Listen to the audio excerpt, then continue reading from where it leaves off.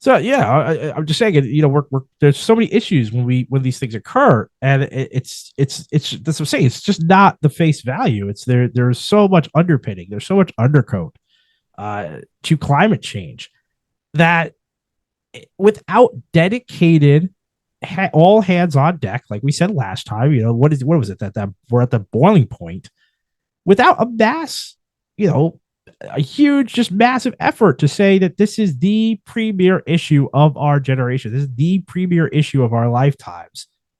And it needs that level of attention. It needs the same attention that the Congress is giving to the war in Ukraine needs to be applied to climate change and study in terms of unearthing, because first of all, it's been studied to death, but just taking these studies seriously and enacting and making action basically on the back of studies that have been done since the freaking 70s. When are we going to wake up? When are we going to take this stuff seriously and actually do something? It's just we're just like you said, we're just going to normalize it. It's just going to get worse and worse, and you're going to be going to work in a gas mask, and you're just going to be like, well, I guess this is it. There's nothing we could have done. This is just the earth changes, the world just turns. It's I think Hawaii is such an interesting point because, again, like you said, this is something that could have actually actionably been handled.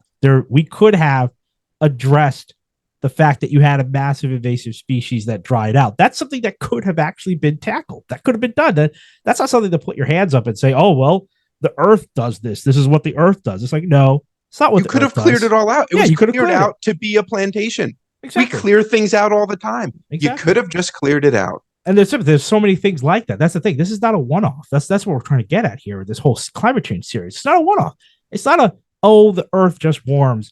There are very actionable things that can be done via the government that are just completely ignored and done away with because it would cost somebody too much money.